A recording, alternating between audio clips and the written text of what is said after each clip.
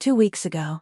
A couple of days before Ela and I rescue the witch, I apply a heavy dose of perfume onto my neck, hoping that will be enough to take Caleb's scent off of me. I've scrubbed my skin for at least a good half hour before getting dressed for tonight, but that doesn't change the fact that Caleb has spent the day thoroughly scent-marking me, despite my protests. I knew I'd been spending the evening with my entire pack and at least a good 100 guests from other nearby packs as well, all this to say, surrounded by wolves, all able to easily pick out the scent of my mate on me at any given moment. I gulp nervously, adding one last touch of concealer to my complexion, hoping it will help me hide my growing blush. It probably won't. Should I pretend to be sick and hide in my room? Or maybe I could leave before anybody notices. There are so many guests coming over to this party, I doubt anyone will miss me. Selene, Leela's voice sing-songs through my door, "Are you decent?"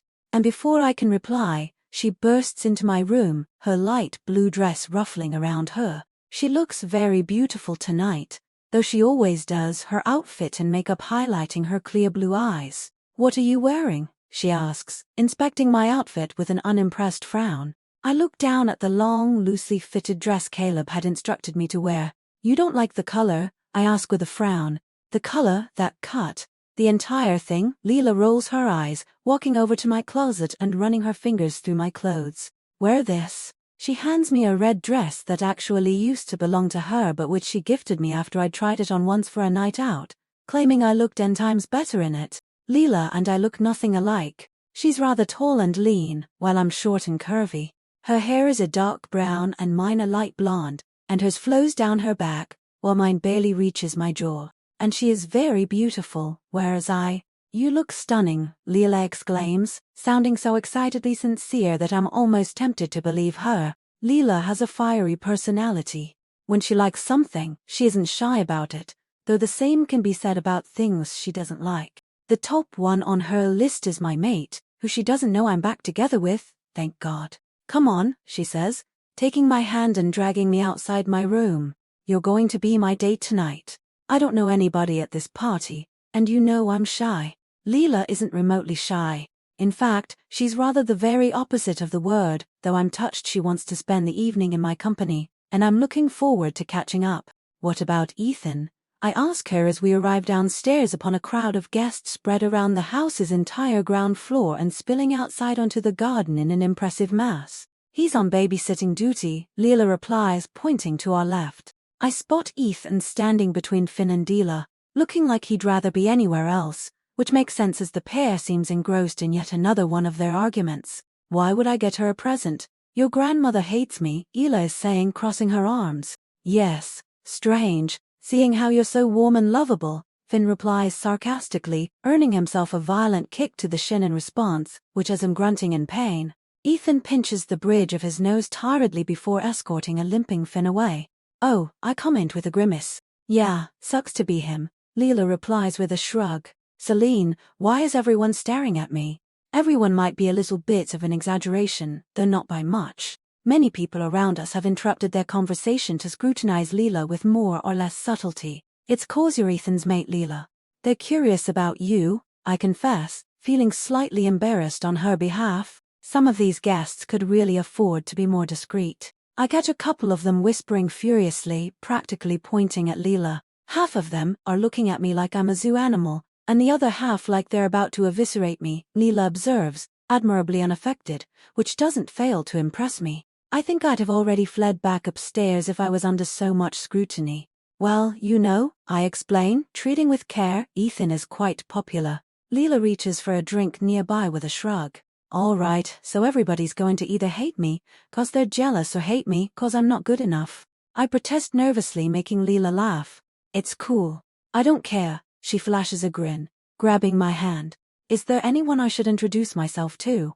I screen the room, eager to take her mind off the unwanted attention and introduce her to well-meaning pack members or friends, because those do exist. But my heart skips a beat when I notice a face I haven't seen in years across the room at all. Dark haired woman with hazel eyes, limping across the sea of guests, a frown on her face. I feel faint. "Selene?" Leela asks, putting a hand on my arm. "What's wrong?"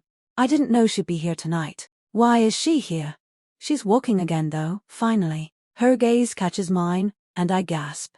Selene, where are you going? Leela asks, trailing after me as I run back outside the room towards the library at the back of the house. There probably won't be anybody there. She won't follow me there.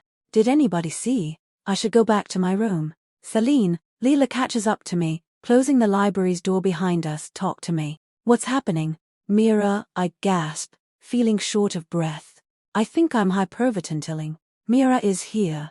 Who's Mira? Caleb's sister.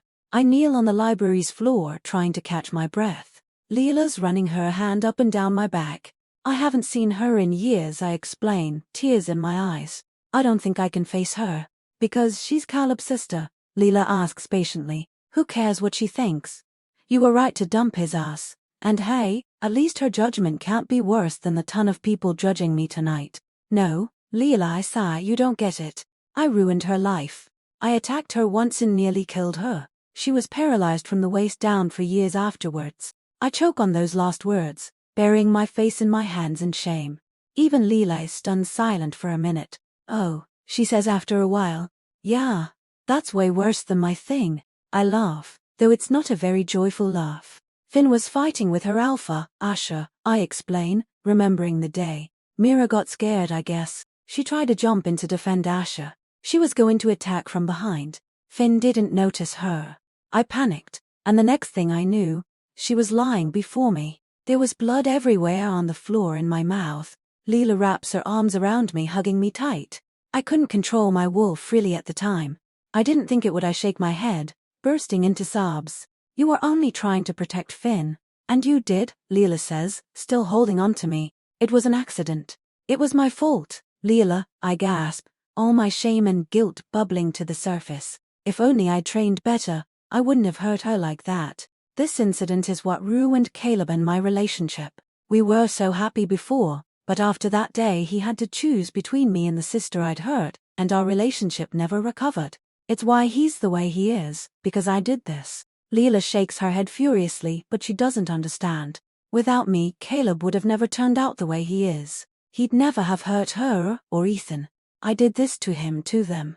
I'm a monster. How could I ever abandon Caleb after he still accepted me despite what I did? 20-4, present day, a week after I'd rescued Lucien. Lucien is softly caressing my hair, holding me close against him as I slowly come back to my senses. My body is still getting used to the effects of vampire venom, but it's been easier for me to stay lucid whenever Lucien drinks from me these days, probably thanks to my shifter powers, though Lucien still doesn't know what I am, and he worries constantly about biting me, which usually ends up in me begging for it. I expect he secretly loves that, but it only makes him feel even more guilty for practically always surrendering to the urge. I don't know why he feels so guilty about something that makes us both feel this good though. I mean, I should feel guilty because I know that we're breaking the accords every time he drinks from me, but he doesn't know it, so I wish I could tell him. And as always, coming down from the high of the bite, I feel terrible that I can't tell him about my true nature. The only way for me to do so would be for his grandfather to lift his compulsion and let me tell Lucien the truth. But that would mean telling him that Lucien and I have more than just a boss-minus-employee relationship now, and I'm not entirely sure what that means. Are we together for real, in the light of day, in the eyes of those around us? Our relationship hasn't changed much. Lucien still parades me around like I'm his bride minus to minus B, and I still dress for the part, draped on his arm, though wishing more than ever it could be real. At night though, it's different now. We've established a routine of sorts where I slip into his room with some pretext or another, and we joke and flirt and pretend like this is all it's going to be. I wait until he initiates a touch, which comes more and more quickly as time goes by, a brush of hair or a quick press of my arm. I lean into that touch like a flower basking in the sunlight. We pretend it's all very innocent and will, of course, never amount to anything more. And then I feel his lips against my skin. I claim them with my own, leading to a brush of tongues, his hands sliding lower down my back, my own roaming his body hungrily. We kiss and kiss until I become dizzy and out of breath, and somehow our clothing gets removed. He presses me onto his mattress. I can't get enough of him. He makes me feel things I'd never felt before, without the usual guilt and shame that comes with it. It all comes down to that, I think. We're in a terribly delicate situation, which couldn't be more blurry or ambiguous. This is a dangerous game we're playing, and we both know it. And yet, it doesn't feel like that when we're together. I feel adored and safe, beautiful, like I'm something to be cherished. He looks at me like he sees me. It drives me insane. And then I feel the sharp edge of his fang somewhere on my body, my neck, or chest, or the inside of my thigh, and I beg until finally they sink into me, making me see stars. It's all a little bit blurry after that, which is probably for the best, as the brief flashes that stay with me reveal a version of me that I didn't even know existed, one that isn't afraid of asking for what she wants, very explicitly, and getting lost in pleasure. I think the entire house staff probably knows I'm enjoying myself now, with how vocal I'm being, and the worst is that I don't even care while it goes on. I'd probably let them watch if only to make this last longer. It's a different story after we're done though. Oh God, I groan, hiding my face in the crook of Lucien's shoulder. He chuckles, kissing the top of my head. It's cute how embarrassed you get, he observes, especially compared to how you are when I punch his shoulder with more force than intended, making him yelp. Sorry, I grunt, though not feeling particularly sorry. Lucien laughs, pinning me back down on his bed to hover over me with an amused, though soft, expression in his eyes. Never apologize to me, my Selene. I love every moment I spend with you. My heart freezes in my chest. His expression is serious now, though still just as soft and adoring as before. This is probably one of those moments where I should weigh my next word carefully. Unfortunately, my thoughts come tumbling out of my mouth on their own accord. Who was that girl you visited the night you were kidnapped? I ask, heart beating violently against my rib cage. I want to know just as much as I fear the answer. Lucien's eyes widen, and then his features transform into a horrified expression that has me wishing I would have kept quiet. Why are you asking about her now? He groans, getting off me to bury his face in his hands. Why, Selene, we were having a moment. I don't want to think about her, he complains, sounding pained. Well, excuse me for thinking about your girlfriend while we're together, naked, but it's kind of hard not to when she's my sister. Lucien groans, mouth twisted in a pout. And I don't want to think about my little sister when I'm with you, in a bed, naked. My jaw drops. His sister. He has a sister.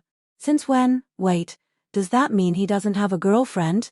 Why hasn't he mentioned her before? What does this mean? Were you jealous? Lucien asks with an amused raise of his eyebrows. I pout, feeling blood rushing to my cheeks. Well, I was just wondering, I blurt, trying to save face. But then my eyes meet Lucien's twinkling ones, and something blooms within my heart too big to contain.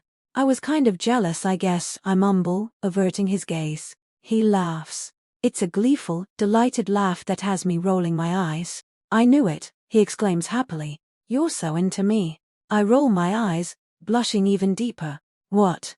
Are you embarrassed about that too? Lucien's back hovering over me, searching my expression, his full of mirth. Selene, don't be. I'm a catch. Ask anybody. Not helping, I pout, turning my face away to avoid being kissed. Lucien chuckles into my neck before capturing my face in his hands and looking at me with a more serious expression. You have nothing to be jealous about, my Selene. I love you. There's no one else but you.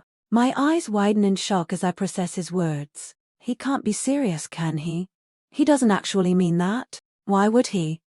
If it's true, if he does love me, then that changes things. It was already bad enough that he didn't know I was a wolf, a mated wolf, at that before, but now, how will he react when I tell him?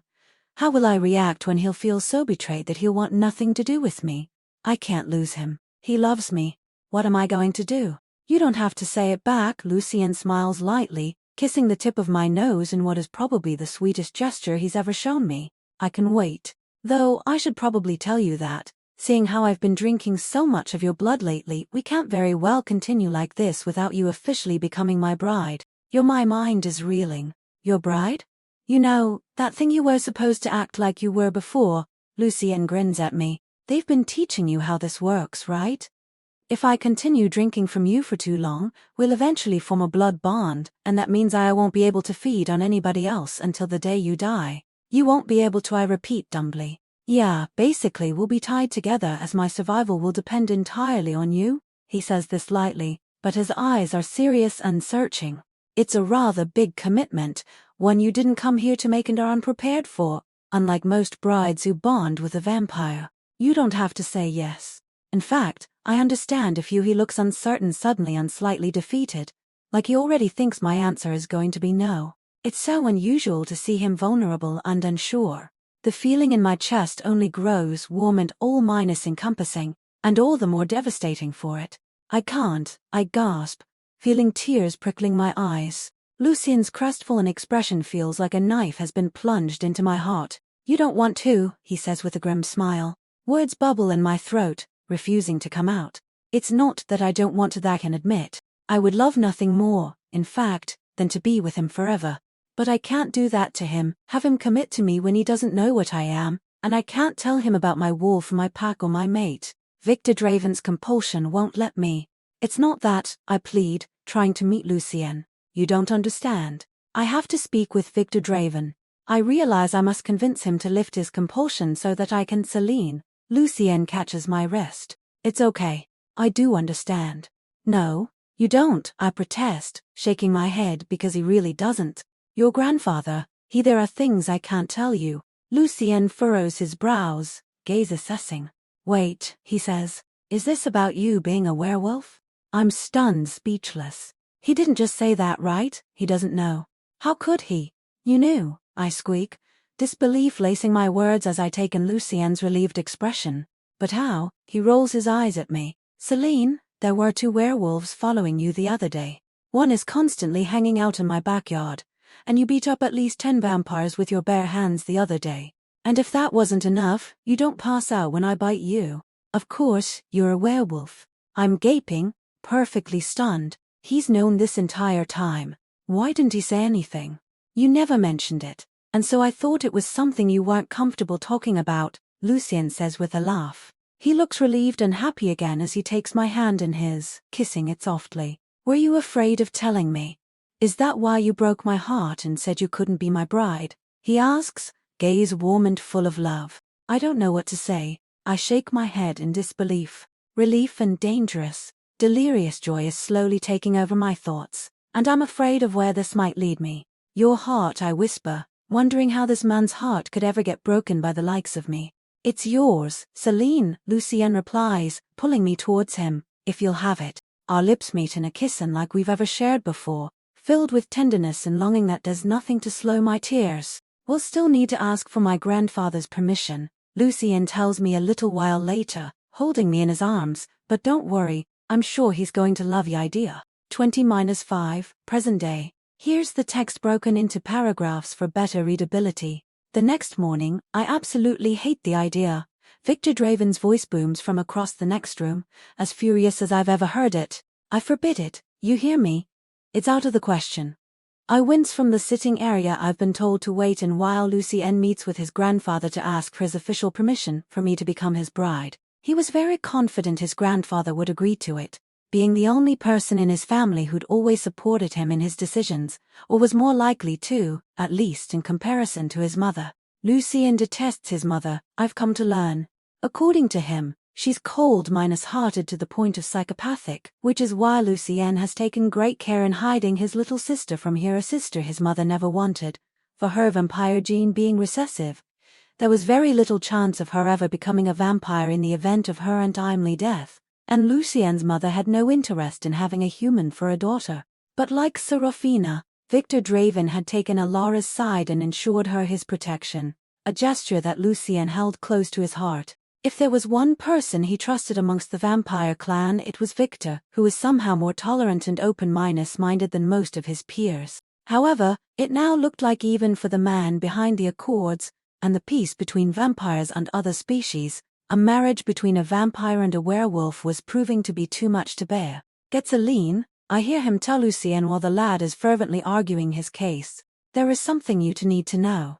This is how, a few minutes later, Lucien and I find ourselves sitting in front of his grandfather, nervously holding hands while the man towers over us with a furious look on his face. This needs to end, he says, pointing an accusing finger at Lucien. You two have no idea what you're getting yourself into. I feel Lucien fidget beside me, but Victor silences him with a glare. A blood bond between a vampire and a werewolf is simply unfeasible, Victor says with a tired sigh. He looks conflicted suddenly, not rethinking his position exactly, but more like he's sorry for it. And that is the entire reason behind the accords.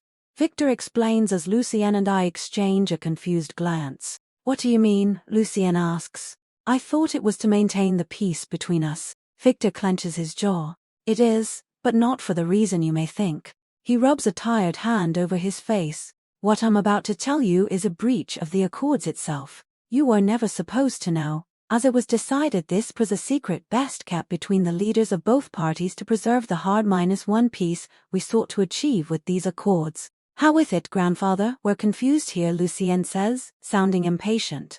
Only a vampire king should know this. Therefore most vampires you know aren't aware of this, Lucien, Victor tells him.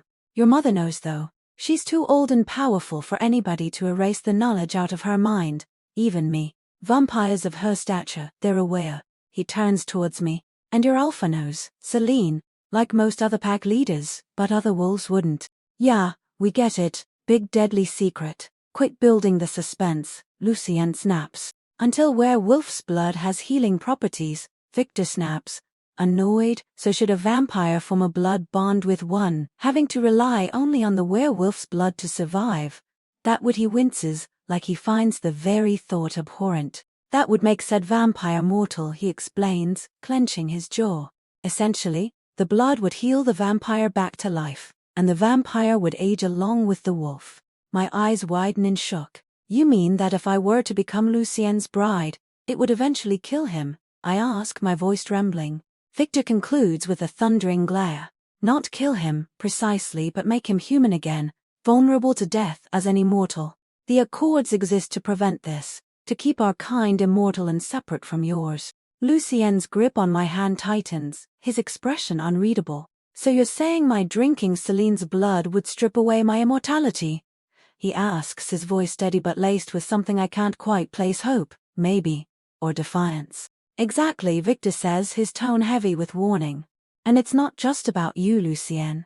If others found out, if vampires realized they could become mortal through a werewolf's blood, it would spark chaos. Wars would erupt again.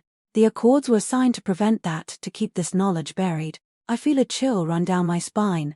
This explains everything: why Victor insisted I hide my werewolf nature, why he encouraged Lucien to drink from me. He wasn't just testing me, he was setting us up, manipulating us into breaking the Accords for his own ends. But why? Then, why hire me? I blurt out, unable to hold back. You knew I was a werewolf. You brought me here, pushed me toward Lucien. Why, if you knew this would happen? Victor's eyes narrow, and for a moment, I think he's going to deny it. But then he sighs, his shoulders slumping slightly.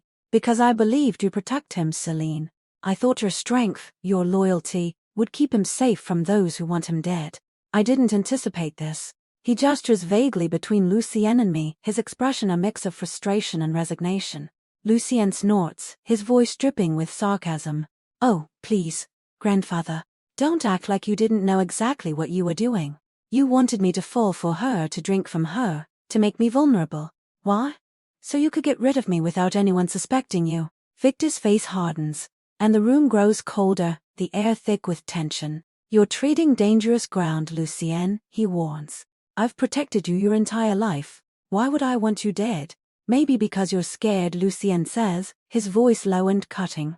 Scared of what I could become, of my powers growing stronger than yours. You've always wanted control, grandfather, and I'm the one thing you can't control. I glance between them, my heart pounding. Lucien's words ring true, but the implications are staggering. If Victor orchestrated this, if he used me to weaken Lucien, then everything, my job, our bond, the attacks, was part of his plan. And Caleb, could he be part of it too? Enough? Victor snaps, his voice booming through the room. This conversation is over. Selene, you will leave this house immediately. Lucien, you will stay away from her. This ends now. No, Lucien says, standing and pulling me with him.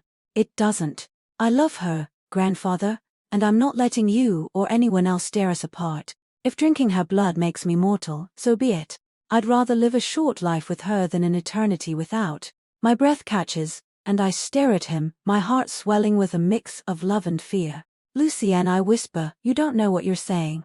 This is dangerous. For both of us. He turns to me, his blue eyes fierce and unwavering. I know exactly what I'm saying, Selene.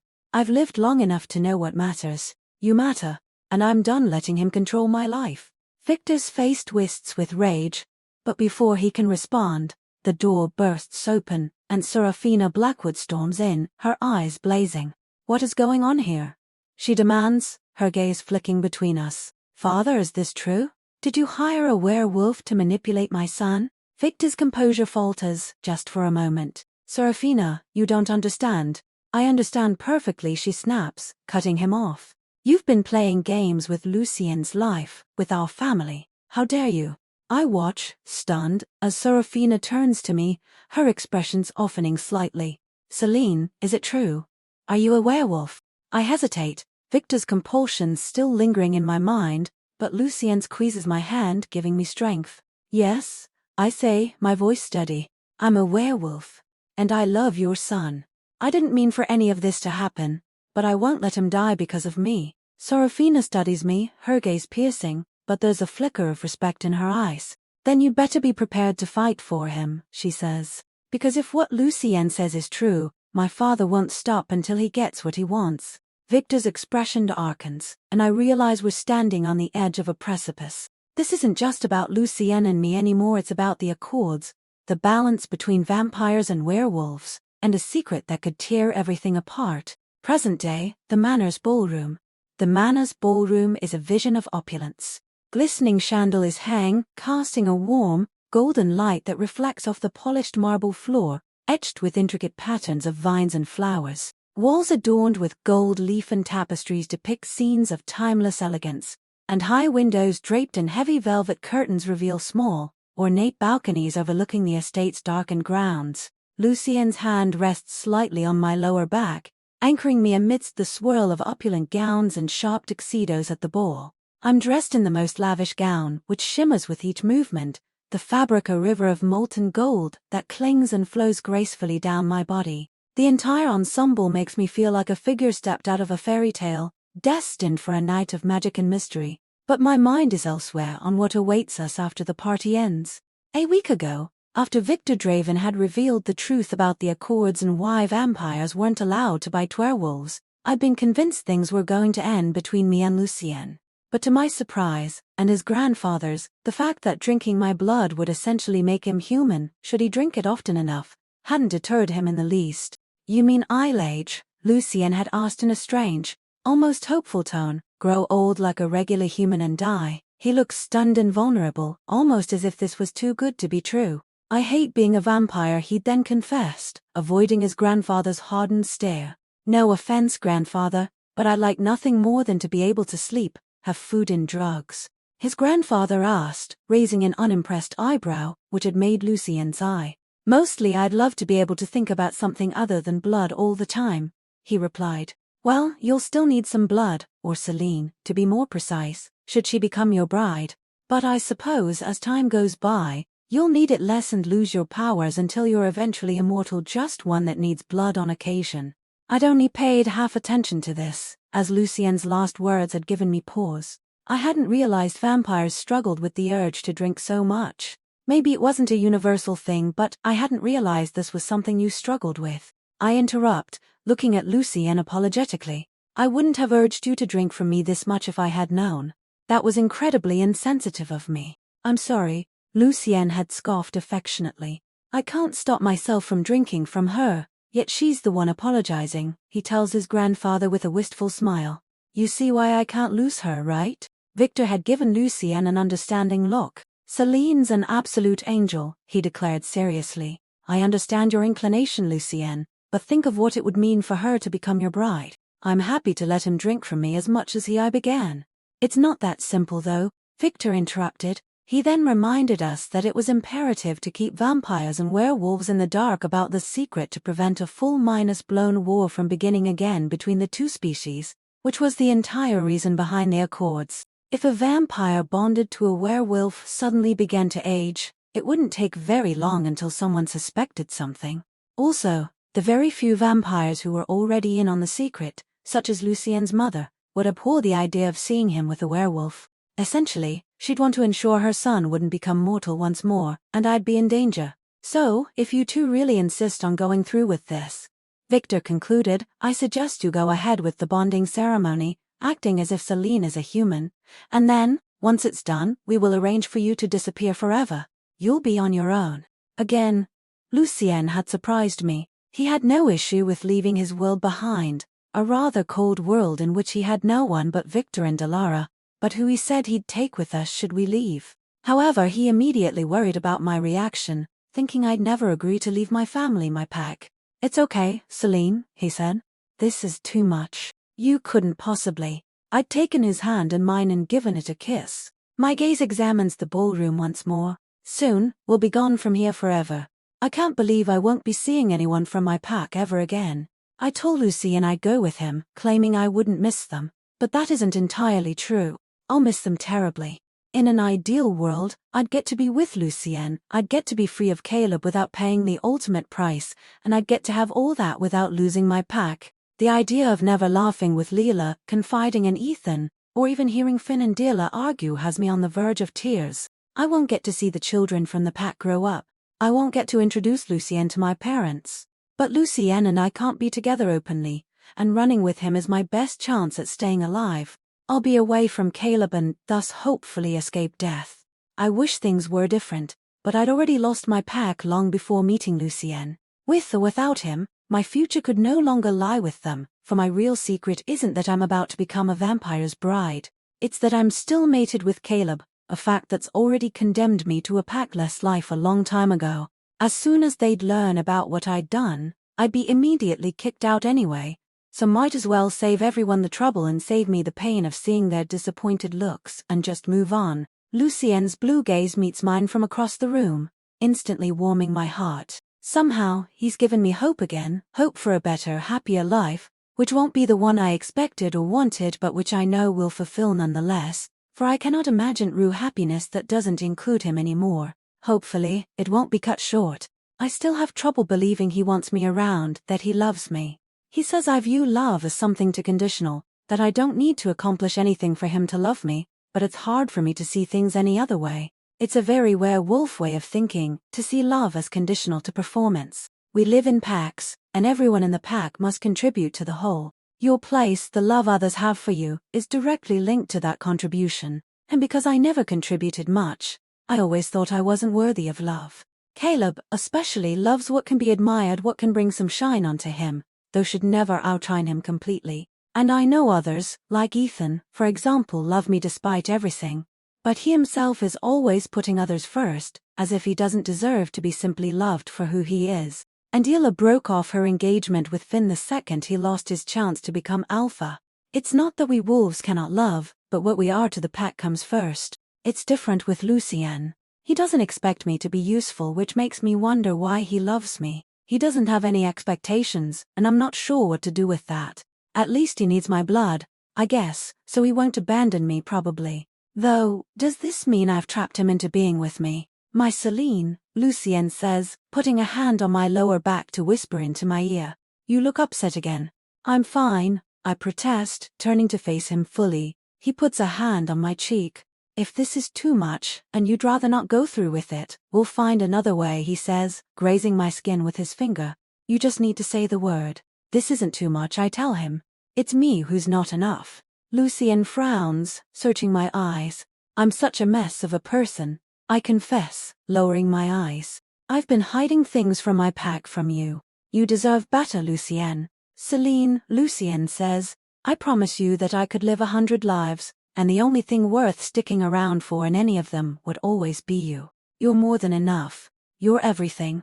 My words get stuck in my throat. How on earth am I supposed to respond to that? What can I possibly say to measure up to those words? You barely know me, I hear myself reply, instantly regretting it. Couldn't I think of something better to say to him, such as how much he means to me and that, despite us not knowing each other for very long, how he's become the best thing that ever happened to me. He deserves to hear it instead of lame protests and doubts. But somehow, he just smiles and kisses my forehead, like he's read my heart. I do know you, my Selene. I only hope that when you get to know me you won't hate what you discover, because I don't think I'll ever be able to let you go. I promise you that you'll always have me. I'm about to reply, but the grand ballroom, the opulence of its golden chandeliers and shimmering silk gowns, tightens around me like a vice. My eyes, roaming over the mingling crowd of elegantly dressed vampires and their guests, catch a trio of familiar figures weaving through the mass of bodies. My body freezes in place as I take in Ethan's elegant profile, flanked by Ela and Finn. The three of them so familiar here amidst a sea of vampires that it gives me vertigo. My mind races, panic clawing at my throat. Why are they here? Have they come to take me home? Do they know I'm about to become Lucien's bride? The implications of their presence here twist my stomach into knots. As if sensing my distress, Lucien leans closer, his voice a whisper against the swell of orchestral music. What's wrong? My alpha is here, I manage to choke out, my voice a strained whisper. I grip Lucien's arm tightly, my nails digging into the fabric of his suit. Lucien's gaze follows the direction of my stare, spotting the trio. His expression remains unreadable, but his hand tightens around mine, a silent vow of protection. Why would they come to a vampire event like this? It doesn't make sense, I murmur, more to myself than to him. Each second they draw closer to where we stand heightens the terror gripping my heart. This is a disaster I can't believe I didn't see coming. They're going to tear Lucien and me apart. I scan the room frantically, half expecting to see more pack members emerge from the shadows, all converging to prevent what they would see as a betrayal of our kind. Selene, calm down. Werewolves sometimes attend these events for diplomacy, Lucien reassures me, his tone steady. But diplomacy feels like a thin veil tonight, too fragile to cover the magnitude of what we are about to do. Lucien, you don't understand. If they see the ceremony, if they realize what's happening, my voice trails off, the scenario unfolding in my mind like a car crash, except worse. I realize I'd been hoping to run away without ever having to bear witness to my pack's inevitable disappointment and betrayal. I realize how cowardly I've been, but that doesn't make me feel any braver for it. I don't think I'll be able to bear their judgment, especially not Ethan's. He hasn't spotted me yet. He seems distracted, his gaze lost amongst the crowd, but mind far away, his expression pinched in a displeased frown. Beside him, Ela and Finn are discussing something, though they aren't openly fighting. Lucien's eyes scan the crowd, assessing, calculating. Is there really not one of them you trust will understand? No one who will stand by you, no matter what? He asks, his tone light but his gaze as serious and assessing as I've ever seen it. My mind races through the members of my pack. Each face flashing before my eyes brings a sting of betrayal, except one. Leela, I say, the name a soft balm to my fraying nerves. But she isn't here. A flicker of relief passes through Lucien's eyes, mingling with a spark of something else, resolve perhaps. Leela, he says with a small nod of understanding. Your alpha's mate? Yes? I frown. I don't remember ever telling him Leela was Ethan's mate. Now that Lucien knows about my pack, I've mentioned her, I'm sure. But I'm guessing Ethan's the one who's not staring at the redhead then. Lucien smirks. A small smile grazes my lips. No, Ethan's the one in the blue suit, I reply. Let me handle it, Lucien says. And before I can protest, he strides towards Ethan, his posture relaxed but authoritative. My heart catches in my throat as I watch them shake hands. What is Lucien thinking? The urge to follow prickles at me, but I force myself to stay put, my hands clenching into fists at my sides. From here, I can't hear what they're saying, the numerous conversations being held around the room drowning out the one I want to listen to. They exchange a couple of words at most, and then Lucien leads Ethan away towards one of the balconies so they can speak in private. A cold sweat breaks across my forehead. Is Lucien going to tell him? Ask for his permission? The thought that Ethan will see me differently after learning the truth, that he might look at me with anything other than kindness, feels like a stab to the heart. Hopefully, Leela will put in a good word. She'd like Lucien, I'm sure. I wish she was here, but I'm guessing Ethan refused to bring her near any vampires.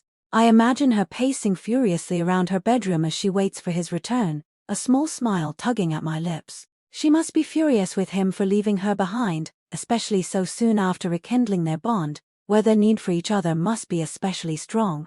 Ethan's not going to be in a good mood, I realize. I should probably step outside and help Lucien explain our situation to him. He needs me. It's not fair that I leave him alone to face my problems. I take a step towards him, but a hand on my shoulder intercepts me. You look ravishing, my dear, Victor Draven tells me with a smile. He looks very dashing in his dark red suit, though my attention is quickly swept by his daughter, who's glaring at me like she's debating whether or not to throw me down the stairs. Darling, don't you have anything you'd like to say to Selene? Victor presses, giving Serafina a warning look. She purses her lips, disdain plain across her features. I don't approve of this union, she grits through her teeth. Now. Victor smiles, as if she just said something pleasant instead. Selene makes Lucien happy. Serafina rolls her eyes before stepping away, though not without sending me one last venomous glare. I, for one, am happy you'll be joining our family, Selene, Victor assures me kindly, even if we won't be seeing each other often after tonight. I take it your affairs are in order. He's asking if everything is ready for our departure, I'm guessing. I nod, feeling slightly better at the prospect of it. Good, Draven says. I think my grandson is about done with his conversation. How about you join him outside? My gaze travels back to Lucien, who's standing outside alone, Ethan having gone back inside the room. He looks calm, or at least not like he's seconds away from dragging me away by force, which I guess is good news, though I'm left wondering what Lucien has told him. Surely not the truth, for Ethan wouldn't look so indifferent if he had. I quickly make my way to him outside, ignoring a couple of greetings as I walk past vaguely familiar faces. What did you tell him? I whisper to Lucien as I arrive beside him. Nothing important, Lucien replies, pulling me into his arms. Lucien, I insist, moving away to search his expression. I asked him to relay a message to your friend Leela on my behalf. He sounds sincere. I think he's telling the truth. What kind of message? I ask with a frown. All in good time, Lucien replies, placing a tender kiss on my forehead, leaving me dumbfounded. He briefly checks his watch, a grim smile grazing his lips. Anytime now, he says. I'm guessing he's talking about the ceremony, and fear twists my stomach once more. It's going to be fine, Lucien says. Did you finish that book I gave you? I frown, wondering why he's thinking about that at a moment like this. I was rather hoping it would be a source of comfort to you, should anything happen. Lucien whispers into my ear. Keep that in mind, all right. I open my mouth, a series of questions about to spill, but that's when Lucien is pulled away from me, and suddenly, in his place, stands someone I'd hoped I'd never see again. Hello, baby, Caleb greets me with a thunderous expression. Present day. There was a time when looking at Caleb's face, the light freckles on his nose and the slightly green tint of his eyes under a certain light, would bring me immense joy. I can't even remember how that felt now. All that I see upon seeing him is fear, a profound, sound unease that's rooted in my very core. What are you doing here? I ask, glancing behind him at Lucien, who's wincing from having essentially been thrown into a back wall. He looks fine though. What am I doing here? Caleb scoffs, fury burning in his gaze. What are you doing here? And don't even think about lying to me. He grabs my wrist, twisting it painfully, making me gasp. Get away from her, Lucien says, getting back up. Caleb ignores him, pulling me towards him. You're not even sorry, are you? Some mate you are, he sneers, further twisting my arm. Lucien grabs his shoulder, forcing Caleb away. I said, let her go. I realize too late that in Caleb to comply, and for good reason. A club full of silhouettes frozen in time flashes before my eyes. Lucien could very well make anybody comply with his commands. He has the power to do so. Brief relief courses through me for a short, traitorous second, and then Caleb grabs him by the throat, and Lucien's eyes widen in surprise. The fuck do you think you are? My mate growls, walking Lucien backwards, squeezing his neck. Stop, I yell, throwing myself at Caleb's back, trying to get him to let go. He shrugs me off. Is that who you've been ignoring me for? Caleb sneers, eyes fixed on Lucien. A vampire, Selene, really? Behind us, the altercation is attracting attention from the ballroom. I hear people moving towards us, wondering what's going on, though no one is jumping in to help. I rather think the vampires are enjoying the show. Yeah, Lucien says, smirking despite the obvious pain he's in. What does this say about you, do you think? Caleb screams in rage, and before I even have the chance to move, he's throwing Lucien's body against the edge of the balcony and biting right into his neck. My scream gets stuck in my throat. Lucien gasps, briefly grazing the bleeding injury with his fingers before Caleb pushes him off the balcony, his body plunging down and out of view.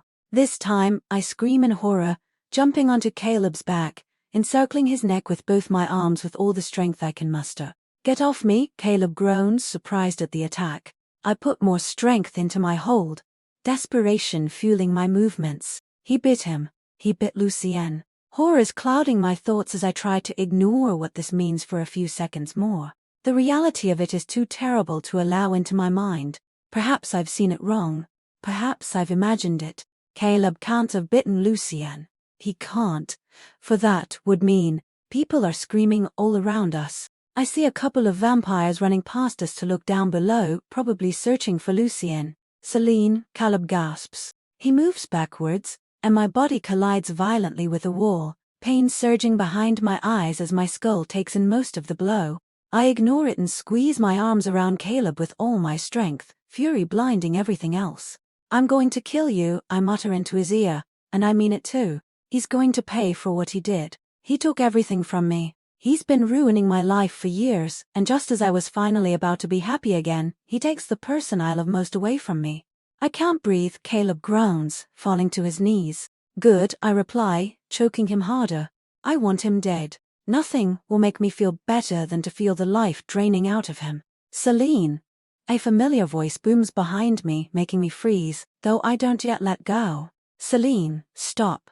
Ethan's voice rings into my ears, laced with an all-consuming command. My alpha is giving me an order, and though he may not be a vampire with the power of compulsion, for us wolves, commands like these from our alpha are just as effective. My wolf urges me to comply, and my arms loosen, releasing Caleb on their own accord. I scream in frustration, sending Ethan a betrayed look that I think surprises him, though I can't very well tell through my tears. Selene, he says, moving a hand to reach me, but I recoil with a snarl. A horrified scream echoes from below us, beyond the borders of the balcony. I jump back to my feet as Ela and Finn arrive to immobilize Caleb. I don't care. I kick off my shoes and jump over the railing down to the gardens. My eyes quickly fall onto a small crowd gathered a little further away. I feel like I can't breathe as I run towards the group, pushing my way past protesting vampires without a thought. Lucien lies at my feet, blood still dripping from the wound on his neck, eyes closed. No, I gasp, falling beside him to grasp at his shoulders. I try to shake him awake, but to no avail. There's blood on my hands now. I stare at it, disbelief and horror clenching my heart. There's so much blood. I stare and stare until, slowly, anguish is replaced by a strange sense of fascination I can't explain. I swiftly glance around me, careful to make sure no one is watching, as I stick a finger dripping with Lucien's blood into my mouth, promptly licking it off without a second thought. I don't have time to think about what I just did, as arms tighten around me, pulling me away. I try to shake them off, but I'm stunned into silence as Victor Draven enters my field of vision, kneeling beside Lucien, terror marking his features. He's dead. A man who was already here before us tells him with a grim expression, confirming what I already knew.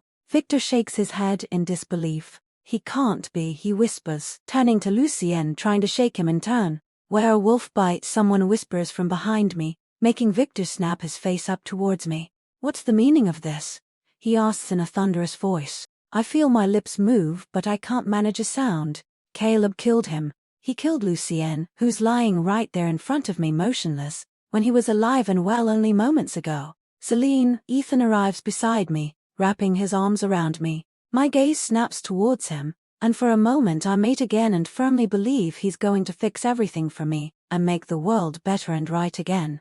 I wait for him to do so, but he just searches my expression, brows furrowed worriedly. It was him, Serafina says, because she's there too now, and looking downright murderous. She's pointing towards Caleb, who's regained consciousness and is being brought towards us by Finn and Ela, who are each holding onto one of his arms. He's the one who killed my son. She walks towards Caleb but is intercepted by Draven, who stops her with a hand. Serafina, he grits out between his teeth. He's a werewolf. We can't just kill him. He needs to stand trial. He killed Lucien. Everybody saw him, she screeches, furious. Because of her, Serafina points an accusing finger towards me, which would scare me, except I don't have the strength to feel anything. Don't you dare try to deny it. You know this wolf. Ethan's grip tightens around me in warning, but I ignore him. They can do whatever they want to me. I don't care anymore. Why would I? Yes, I whisper. I know him. He's my mate. He killed Lucien because of me.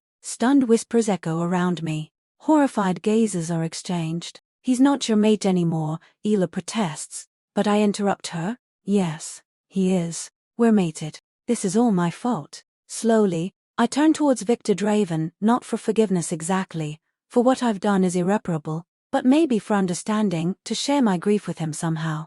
You, he says, recoiling in horror. You betrayed us. I burst into sobs. I trusted you, Lucien's grandfather drones on, disgust twisting his features. I stood by you. I supported your engagement with Lucy, and despite everyone being against him entering a blood bond with an untrained. A blood bond. Ethan interrupts, trying to meet my gaze. What are you talking about? Selene Wood. My grandson loved you, Draven snaps. You manipulated him. You lied to him. Was this your intention all along, to have him killed? I shake my head desperately. I'm aware everyone, vampires and werewolves alike, are staring at me. Mr. Draven, I'm so sorry, I choke. I never thought it was never my intention. It was never your intention to hide that you are a werewolf. Draven's voice seems to boom around me, freezing me in place. Really? Then how come no one, not even I, realize what you are? He looks around the gathering crowd, jaw clenched. We all should have. Surely there must be some magic involved for you to dupe us all like you have, and you want us to believe your intentions weren't deceitful from the beginning. I gape at him, confusion taking over my senses. What is he talking about? He knows very well how I managed to hide that I was a werewolf. He's the one who ensured it. And why is he acting like he has no idea what I am, when me being a wolf is precisely why he hired me? I open my mouth to ask him so, but he interrupts before I manage to say anything. Take her away, he barks as two vampires jump by my side to get me to my feet. And don't try to stop me, Alpha, Draven adds toward Ethan. She will stand trial, but mark my words, if we find out she and her mate were acting on your orders, fear snaps me into action. You know we weren't, I beg, trying to have Draven meet my gaze. Mr. Draven, you were the one who hired me. Hired you. Draven's dark gaze descends upon me, as cutting as any death sentence. He adds, you insane fool. I did no such thing. My heart stops. What is he saying? Is he denying it? I would never hire a werewolf to be my grandson's bride, he scoffs at the idea. You didn't hire me to be his bride. The vampires pull me to my feet under Ethan's horrified gaze, but it's hard to think when all I can think about is Lucy, and lying right there before my eyes dead. You hired me to be his bodyguard, I'm Irma weakly, as I realize once more all the ways in which I failed Lucien. Selene, Ethan snaps, briefly distracting me from Lucien. Stop talking. But it's true, I insist. Ela was there, right, Ela? I ask, turning to her, awaiting her support. But that support doesn't come. My heart sinks as I take in her stupefied expression. Ela wouldn't lie, not about this. But she looks like she really has no idea what's going on. No, Selene, she whispers, briefly shaking her head in denial before pursing her lips shut. We shall discuss this during her trial, she says to Draven with a neutral expression. When will it take place? They start negotiating a date, but I don't listen, my mind reeling from what has just happened. Am I going insane? I remember meeting Draven with Ela. I remember him explaining how Lucien's life was in danger, how he wanted a werewolf to look after him. But then he'd forbidden me from telling anyone, including Lucien, and I now realize it's because no one would have believed I was his bride if they knew I was a wolf. For werewolf blood makes a vampire mortal. I recall how Lucien had tried to use his powers against Caleb earlier to no avail. I think back on all the times he'd drunk from me recently. He'd lost his ability because of it, I realize, because of me. The only person who knew about my real identity was Draven. The only person who knew I'd been Lucien's bodyguard was Draven. He knows I've saved his life before. He even thanked me for letting Lucien drink from me when he'd been poisoned. Surely he can't believe my intentions were. Something clicks in my mind how Lucien had been taken to a club which belongs to Friends of the DeRavens, how Vincent Moretti, the obvious culprit behind his kidnapping, didn't even seem to be aware of Lucien's presence in his club, how I knew to give Lucien some of my blood upon being poisoned, precisely because I'd been told to do so by Draven. Draven who'd more or less encouraged it, despite knowing perfectly well that my blood could make Lucien mortal. He never forbade me from letting him drink from me.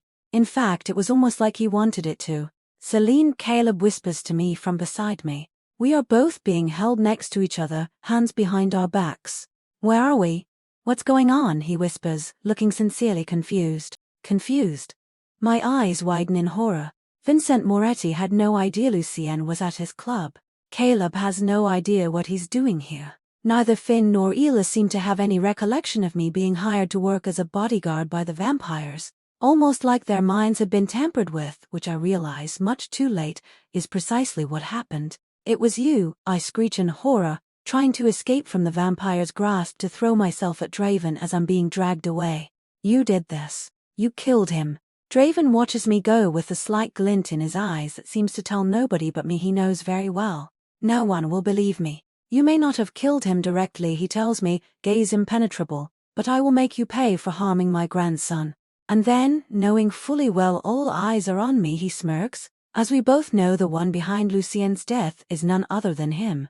2 months ago, during a night of patrol, the vampire doesn't even try to fight me as I pull her off the human she'd been about to attack. Her victim, a young man, falls to the ground, seemingly unconscious, but I don't have time to check on him as the vampire throws herself at me, forcing me to jump away. In the back of my mind, I try to sense how far Ela is from me at the moment, if there's a chance she'd hear me should I call her. We probably shouldn't have split up earlier, but we thought we'd cover more ground if we didn't had both been eager to go home, the night having stretched into the early hours of the morning. I need to immobilize this vampire and try to talk some sense into her. I duck a punch and raise my arm to parry another and another. Stop, the vampire says. I'm horrified to feel myself freeze into place, unable to move. This vampire has just used her compulsion powers on me, and it's as effective as I heard it can be. I try to get my limbs to move again, but they just won't work. Relax, the vampire tells me, and I instantly feel my shoulders loosen, a strange but pleasant sense of calm enveloping me. I'm going to ask you a few questions which you're going to answer truthfully, the vampire tells me, and then I'm going to walk away, and once I'm gone, you'll forget you ever saw and spoke with me. Nod if you understand. I nod. What do you know about the Accords? What did your alpha tell you about them? I answer what I know calmly. The Accords aim to prevent war between our species. They essentially say we can't bite each other. That's all you know? The vampire insists. I nod. All right. Next question. How close are you with your pack? Do you get along with them? Yes. I reply with a slight frown that doesn't escape the vampire's notice. Yes, but? She insists, searching my face. I hesitate. I don't know if I should say this to a stranger. You can trust me, the vampire smiles. I won't tell anyone, I promise. I relax under her kind gaze. Of course, I can trust her, I realize. I love my pack, but I'm afraid to be kicked out should my alpha find out what I've done. I confess, feeling immensely good as the words escape my lips. It's such a relief to finally be able to confide in someone. Interesting, the vampire tells me, eyes sparkling. Tell me more. They think I've broken my bond with my mate, I explain, mind pleasantly blank. And I have, but I've rekindled it in secret. If my alpha learns about this, he'll never forgive me. A tear escapes my eyes which the vampire catches with her finger. That's pretty good, she says, taking out her phone from the pocket of her jeans. Another vampire arrives beside her, sending me a brief glance. You think you found one? He asks curiously to the woman on the phone. Maybe, she replies. Hey boss, it's me, she says into the phone. I think I may have found a good candidate for you. Yes? A girl? She gives me an assessing glance. Blonde, dainty, very pretty. She's afraid of being kicked out of her pack. Yes, all right, we'll be right over. The woman slams her phone shut. Boss wants to see her, her friend asks, earning himself a nod. We're going to take a little trip, the vampire tells me, pointing towards a car that's just parking at the corner of the back alley we were fighting in. You won't remember it either after we're done. I nod serenely as I step into the car. You're lucky, you know, the vampire tells me while we're driving off. God knows where. Not that I mind at all where we are going.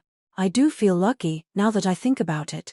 It's not every day one of you wolves attracts the attention of a vampire king. We've been searching for a good candidate for months now. Yes, I agree, nodding my head dazed lie. For months now. Do you think, once he found what he's looking for, Draven won't let us attack humans anymore? The vampire male asks my good, kind friend with a frown. Surely not. It's against the accords. Draven's not an idiot.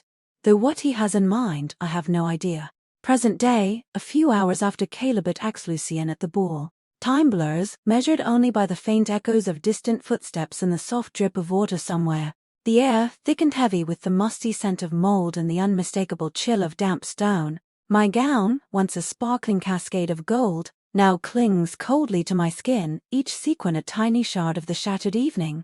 I press my back against the rough stone wall of the cell, the uneven surface leaching the remaining warmth from my body, the sharp edges biting into my skin through the delicate fabric. The darkness here is almost palpable, swallowing the faint light trickling in from a small, barred window high above. It mirrors the desolation in my heart, a void where Lucien's laughter and warmth once lived. Every shiver that courses through me is a stark reminder of his absence, each cold stone a testament to the harsh reality of my loss. The silence is oppressive, filled only with the echoes of my own ragged breathing and the distant, haunting drip of water. This cell is a tomb, not just for my body but for every hope and dream that blossomed in Lucien's presence. Now, all that remains is the cold, suffocating weight of a future without him. Ever since we've been locked in here, Caleb in a cell next to mine, I've been assailed by images I can't make sense of, dreamlike memories of me meeting Draven days before I'd gone to see him with Ela, bits of conversation I hadn't remembered until now, which I'm not even sure are even real. But the more time passes, the more vivid they become. How I'd been taken to see him under the effects of compulsion, how he'd asked me questions about me, Caleb, Ethan, our pack, how he'd asked me if I had any secrets, how I'd react if he ever offered me a way out, how he'd spent some time molding my mind into being receptive to his ideas. The suggestion that working for him as a bodyguard for his grandson was the perfect solution to my problems, and how, when I'd see him again soon, I'd accept his offer and work for him. And it's not the only memory that comes back to me either. I remember him coming to me in the evening after I'd moved in with Lucien, urging me to seduce him, to tempt him into drinking from me. I shudder, nausea twisting my stomach as it all comes back to me in slow, tortuous waves, how it becomes evident that Draven hired me not to protect Lucien, as he claims, but to ensure his downfall in the most despicable ways. But why? I mutter to myself, kicking the bars of my cell angrily. It doesn't make any sense. Why wouldn't he just kill him and frame some random person, like Vincent Moretti for example? Why did he need me to become Lucien's bride? Who cares? Caleb groans from the cell next to mine. We're as good as dead here. Shut up, I snap at him, though sinking to my knees as his words truly reach me. Draven's plan was perfectly set up. Who's going to believe he'd ever knowingly let a werewolf become his heir's bride? It doesn't make any sense. And besides, everyone saw Caleb killing Lucien. My heart twists at the thought, and new tears pour down my cheeks, sobs choking my throat. Caleb is right. What does it matter? None of it matters now with Lucien gone. Oh, will you stop crying? Caleb snaps, annoyed. You're going to be fine. No way Ethan and the others will let anything happen to you, all right? I'm the one who's going to get killed because of what happened. I don't care what happens to me, I whisper into my knees. Easy for you to say. You're not the one that's going to lose your head. Two vampires interrupt our discussion by opening the door outside our cells and waving someone inside. I barely register, though my attention snaps into place as I recognize a familiar scent invading the room. Ethan, I ask, stunned to see him walk past the guard to make his way towards me hurriedly. He's still dressed in the same suit as before, though looking slightly more disheveled, features drawn grimly, and hair a mess. I don't dare meet his gaze and feel myself shrink into a ball, as if to hide myself from his sight. Selene, I hear him ask, tone kind and patient, how are you holding up? I don't know what to say and would probably have stayed silent if I hadn't felt his fingers graze my arms through the prison's bars. Look at me, kid, I hear him say with all the familiar warmth I'm used to from him, but thought I'd never hear again. It washes over me like a bomb, not erasing my pain exactly, but giving me the courage to meet his gaze. It's filled with worry and compassion. Ethan, I whisper, throat tight, I'm so sorry about everything. I'm so ashamed. No, Selene, I'm the one who should be sorry. He briefly squeezes my arm. I'm your alpha. I should have protected you. He looks so defeated. I wish I could throw myself into his arms, but all I can do is move slightly closer and grab his hand. Don't say that, I protest. You're not responsible for my mistakes. Ethan's eyes snap towards Caleb.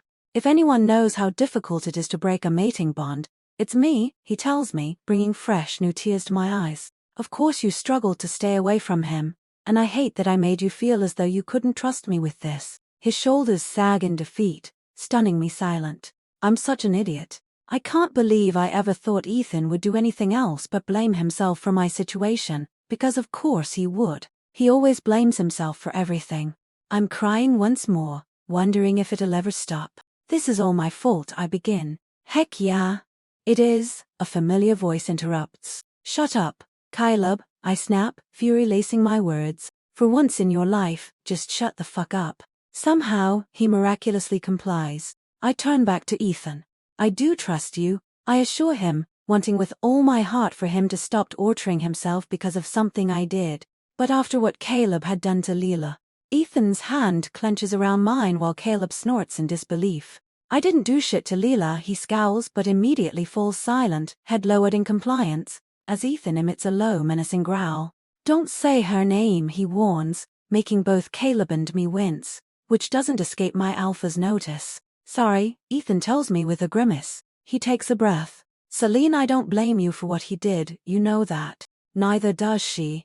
But I got back together with him despite it, I protest. Even I don't understand it.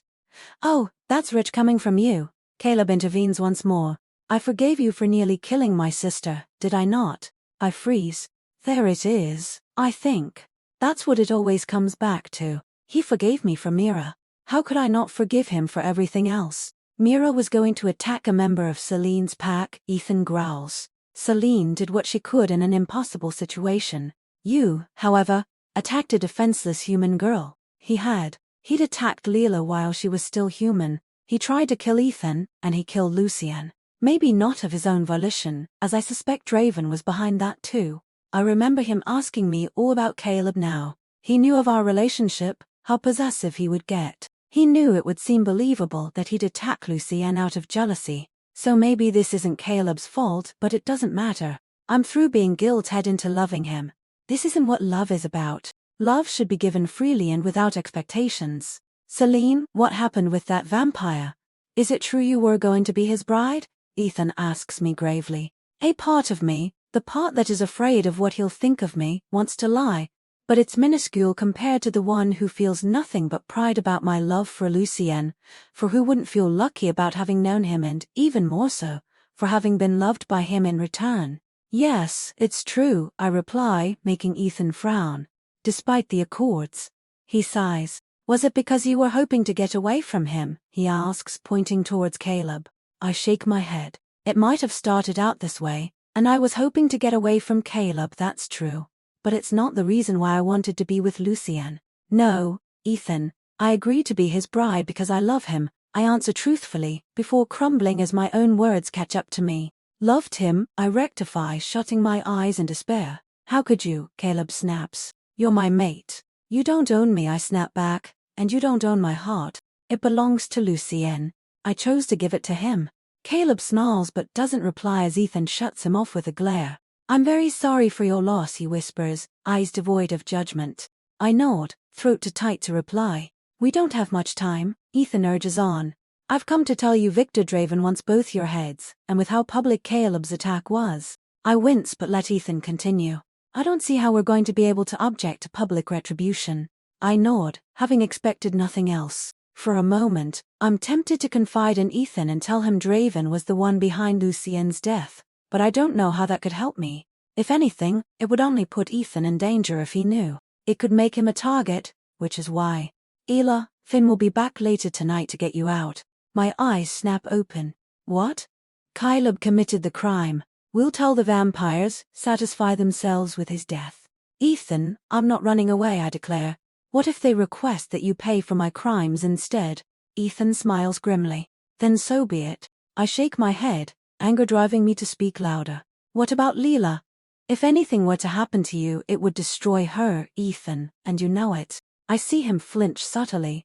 I'm responsible for you, he protests, though I can tell he feels torn. You can't choose me over Leela, I declare. You know you can't. Ethan shuts his eyes, shame marking his features. Besides, I want justice for Lucien, I explain, clenching my fists. And I'll have no chance of obtaining it by running away. Ethan looks so conflicted. I'd probably feel sorry for him if all my energy wasn't being spent on keeping strong for me to reach my goal, that goal being revenge and making sure the traitorous bastard who'd used me to kill the man I loved paid for his crimes. Selene, once you're declared guilty, we won't be able to get you out, Ethan cautions, mouth pursed in a grim line. I send a mental apology to Leela, who's going to have a hard time making him feel better about this one. Then so be it, I tell Ethan, mimicking his previous words. Thank you for listening. If this story touched your heart, give it a like and subscribe for more beautiful tales. Tap the next thumbnail to continue your journey.